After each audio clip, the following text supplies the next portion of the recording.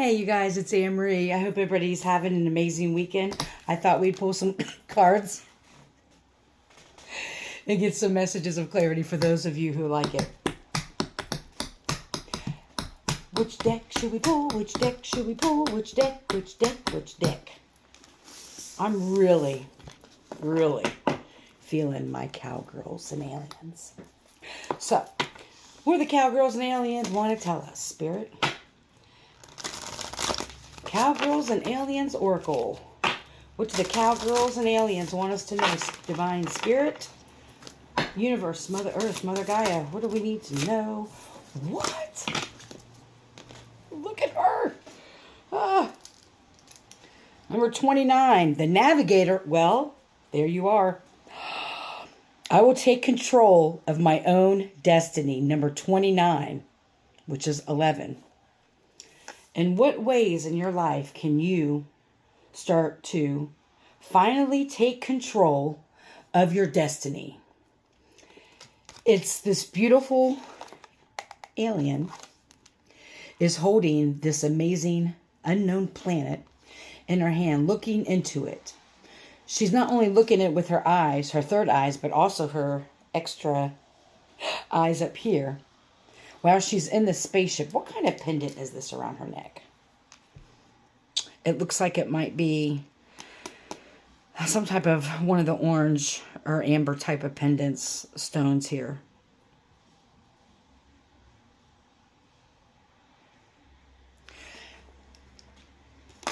For far too long, you have been giving too many people, places, things, and energies the power and control over your life. This isn't in your face control. This is a very subtle way, and you may not be realizing it. I talked today when I did a personal reading about being mindful of where our energy goes.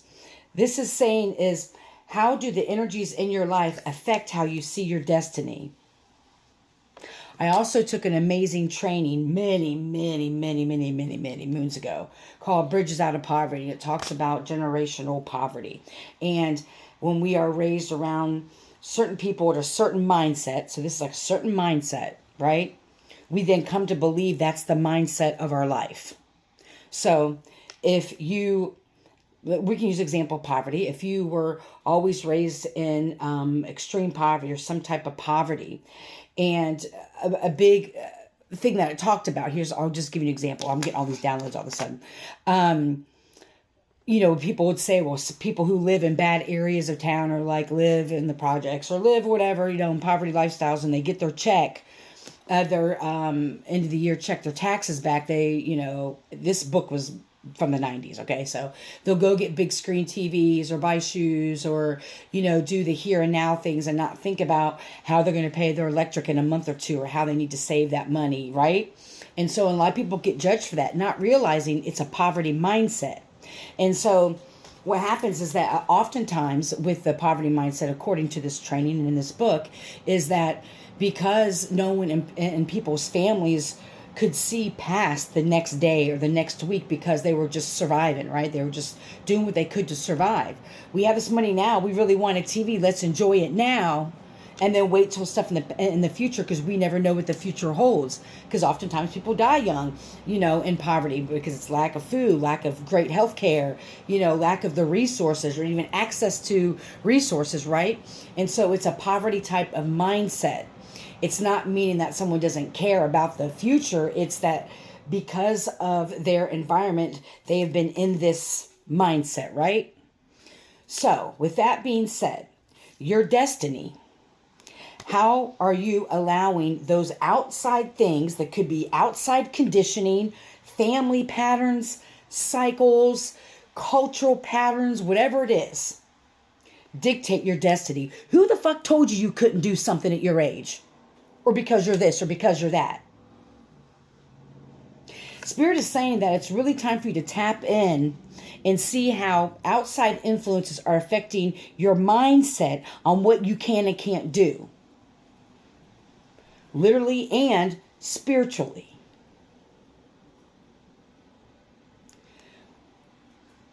If you would have told me 5 years ago, I never denounce anything. But yeah, like a lot of people, seeing is believing sometimes, right? I mean, I know that's where faith comes in, but we're talking about my unhealed, unawakened thing, right? When people talked about fays and fairies and all that stuff, right? And I'm like, yeah, I'm sure they're real, but it's like I never really had a feeling about it either way. Until I saw a real fairy a couple years ago. I was like, it was like the M&M's commercial.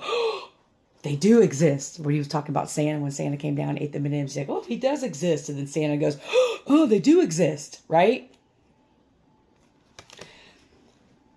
There are energies around you that are dictating how you view your capabilities, your abilities, your gifts, and your resiliency.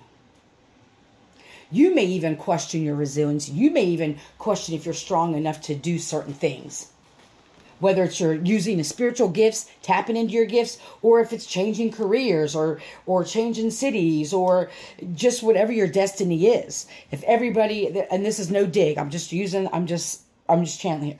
If everybody in your family was a coal miner, right? And that you just thought that was your destiny to be a coal miner because everyone in your family's been a coal miner. Even though when you put a pen and paper together or some artwork that you're like this master magician when it comes to art, right?